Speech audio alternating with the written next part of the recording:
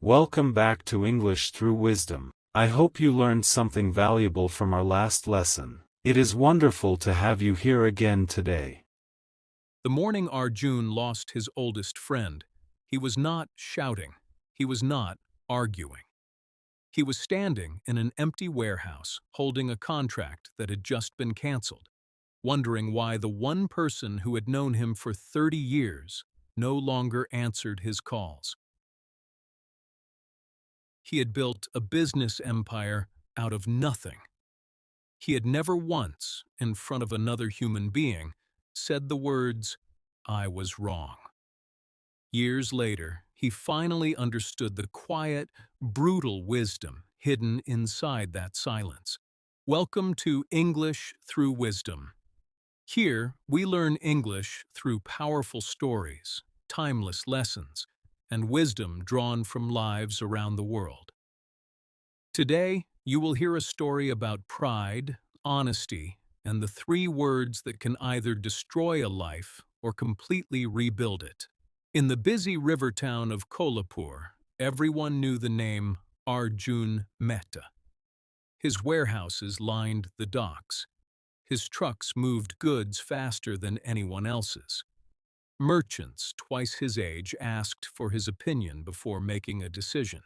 At 38 years old, Arjun had achieved what most people only dream about: respect, wealth, and a reputation that walked into a room before he did. He had grown up with almost nothing. His father repaired bicycle wheels on a corner near the market, and Arjun remembered the exact sound of the hammer hitting metal, the smell of rubber and oil, the shame he felt when classmates laughed at his torn shoes. He promised himself, quietly, at 11 years old, that he would never again be the boy people looked down on. By the time he was 25, that promise had become a wall. And walls, once built, are difficult to take down.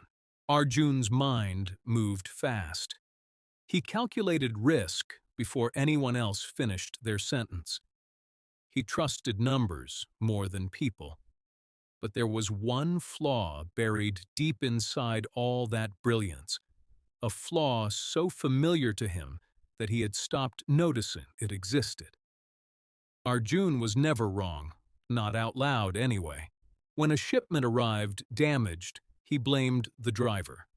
When a business deal collapsed, he blamed the weather, or bad timing, or, more often, fate itself.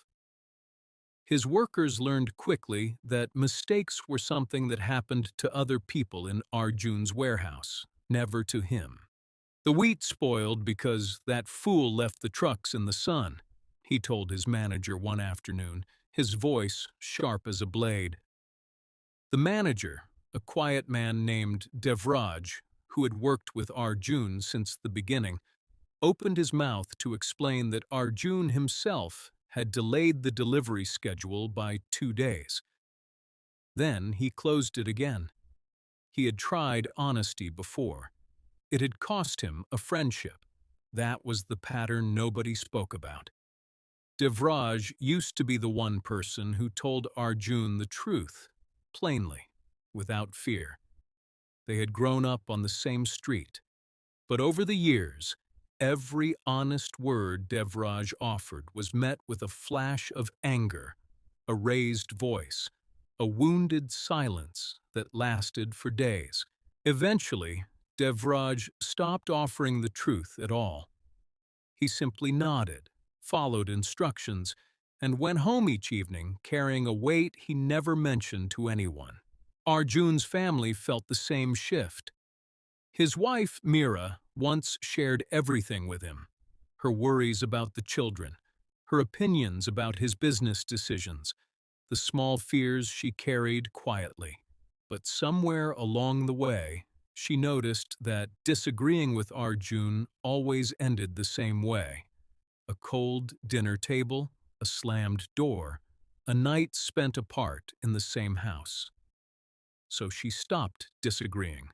She learned to smile and agree, even when her heart was screaming something different. His son, Kabir, 16 years old and full of the kind of honesty that only teenagers still have, once told his father that a business decision felt unfair to the workers. Arjun's face had turned to stone. "You know nothing about running a company," he said, and walked away before Kabir could finish his sentence. After that, Kabir stopped offering opinions about anything at all. He simply watched his father from a distance, the way you might watch a fire you are afraid to get close to. Arjun did not notice any of this happening. He believed his family respected him. He believed his employees admired him. He believed his success was proof that he was, in fact, almost always right. He was wrong about that, too. He simply had no one left willing to tell him. The turning point began on an ordinary Tuesday morning. A shipment of imported cloth, worth nearly everything Arjun had invested that season, arrived at the warehouse completely ruined by water damage. The workers stood frozen, waiting for the explosion they knew was coming. Arjun's face went pale, then red. He tore through the paperwork, searching for someone to blame. He questioned the driver. He questioned the port officials. He even questioned the weather report from 3 days earlier, as though the rain itself owed him an apology. Devraj, standing quietly at the edge of the warehouse, finally spoke, his voice trembling slightly. "Sir," he said, "the shipment sat uncovered because you told the workers to skip the tarp inspection to save time before the holiday." The warehouse went silent. Every worker held their breath. Arjun stared at Devraj for a long moment. Something in his chest tightened, a feeling he did not have a name for, something between anger and shame. He opened his mouth to argue, to explain, to find some way the fault still belonged to someone else. But nothing came out. He walked out of the warehouse without a word, leaving behind a room full of people who had just watched, for the very first time, the great Arjun Mehta run out of excuses. That afternoon, restless and unable to sit still in his own office, Arjun walked along the riverbank, past the market where his father once repaired bicycle wheels, past the old banyan tree that had stood there since before he was born. Beneath its wide branches sat an elderly monk dressed in simple saffron cloth, his eyes closed, his face calm in a way that seemed almost impossible in a town as loud and hurried as Kolhapur. Arjun did not plan to stop, but something about the old man's stillness pulled at him. "You look troubled," the monk said, without opening his eyes, as if he had been expecting Arjun all along. Arjun laughed, though there was no humor in it. "Everyone around me has become careless. My workers make mistakes. My family doesn't understand pressure. My friends have grown distant for no reason. I am surrounded by people who cannot keep up with me." The monk opened his eyes slowly and looked at him, not with judgment, but with a kind of gentle curiosity. "If everyone around you is always wrong," he asked, "why has your peace disappeared instead of theirs?" Arjun opened his mouth to answer. Nothing came. The monk reached beside him and picked up a small clay pot resting near his feet. A thin crack ran down one side of it, the kind of crack that comes from age, from use, from simply existing in the world for a long time. "This pot has a crack," the monk said simply. "If its owner is honest about the crack, he repairs it, and the pot continues to carry water for many more years. But if the owner insists the pot is perfect, refuses to look at the crack, refuses to admit it exists, the pot will eventually break apart completely, not because of the crack itself, because of the denial. He placed the pot gently back on the ground. "A man is no different," the monk added, and then said nothing more. Arjun sat down slowly beside the old tree, though he had not intended to. The two men stayed there in silence as the sun moved lower over the river, and for once in his life, Arjun did not fill the silence with an explanation. That evening, alone in his study, Arjun found himself doing something he had avoided for 20 years. He allowed himself to remember, not the arguments he had won, not the deals he had closed. He remembered Devraj's face the day he stopped offering honest advice. He remembered Mira's silence at the dinner table, a silence he had once mistaken for peace. He remembered his son's eyes, watching him from across the room like a stranger. He realized, with a pain sharper than any failed business deal had ever caused him, that he had not lost these people because he made mistakes. Every person makes mistakes. He had lost them because, again and again, he made them carry the weight of his mistakes instead of carrying it himself. His greatest enemy had never been a bad deal, a careless worker, or unlucky weather. It had been his own refusal to say 3 simple words. The next morning, Arjun called everyone into the warehouse. Devraj, the workers, even Mira and Kabir, who arrived confused, unsure why they had been asked to come. Arjun stood in front of them, and for the first time anyone could remember, he did not begin with an explanation. "The shipment was ruined because of a decision I made," he said quietly. "I skipped the inspection to save time. That mistake was mine." He paused, and the room seemed to hold its breath again, waiting for the excuse that usually followed. It did not come. "I was wrong," he said instead. The warehouse fell into a silence unlike any before it.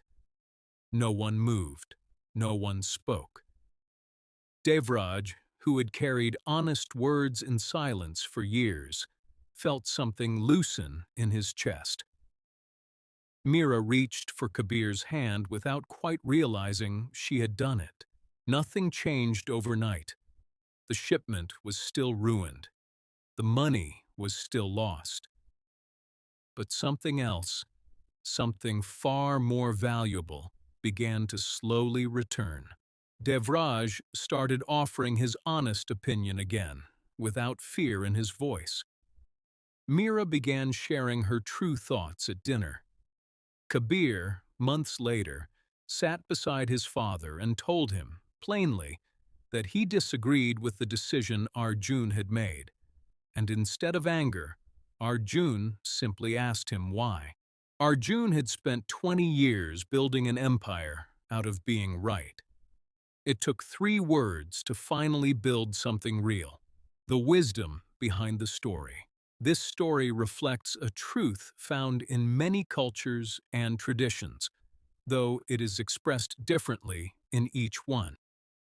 In several South Asian teachings, there is a well-known idea often summarized as, "A broken pot mended is stronger than one that pretends never to crack."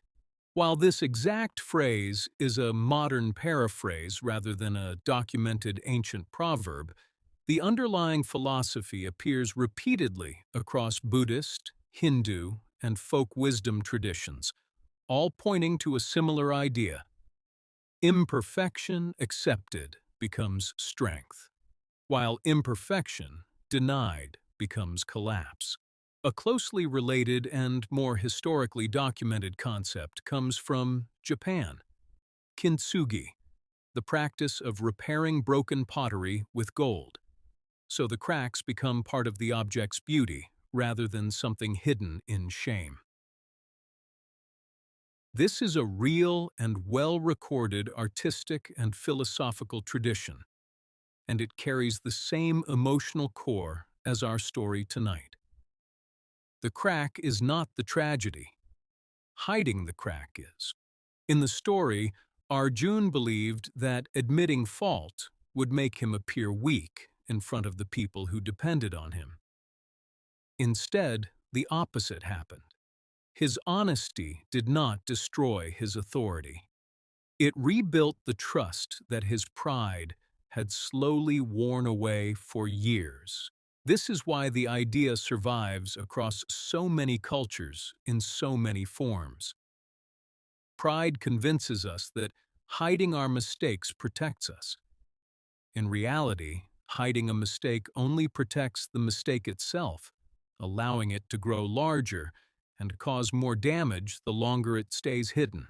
Now we understand why this kind of wisdom has survived for generations, in temples, in family homes, in quiet conversations between parents and children. It is not really about pottery or business or even about Arjun. It is about the very human fear of appearing imperfect in front of people whose respect we want to keep. Life lesson reflection. Take a moment and think honestly about your own life. Have you ever avoided saying, "I was wrong," because you were afraid of what it might cost you? Have you ever watched a relationship slowly grow distant, the way Arjun's did, without fully understanding why until much later? It is worth asking yourself, is there someone in your life right now who has quietly stopped being fully honest with you the way Devraj did?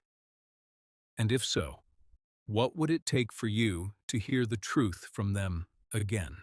Pride tells us that admitting fault makes us smaller in the eyes of others. But think about the last time someone you respected admitted they were wrong to you. Did it make you trust them less or more? Write in the comments below. What is one mistake you have been carrying quietly? One you have not yet had the courage to admit, either to yourself or to someone else. Sometimes simply naming it, even to strangers on the internet, is the first crack of light getting in. Repeat the following paragraph aloud, slowly, focusing on your rhythm and pronunciation. He realized, with a pain sharper than any failed business deal had ever caused him, that he had not lost these people because he made mistakes. Every person makes mistakes. He had lost them because, again and again, he made them carry the weight of his mistakes instead of carrying it himself. His greatest enemy had never been a bad deal, a careless worker, or unlucky weather. It had been his own refusal to say 3 simple words. Final message. Arjun spent 20 years building success on top of being right. It took 3 simple words to build something far more lasting: trust. Failure taught him nothing. Pride taught him even less. Only honesty finally set him free. If there is something you have been avoiding saying, to yourself or to someone you love, let today be the day you say it. Keep learning English, keep discovering stories, and keep collecting wisdom from around the world. If you enjoyed learning English through this ancient saying, don't forget to like, subscribe, and share this video with someone who might need this wisdom today. Until next time, keep learning English and keep collecting wisdom from around the world.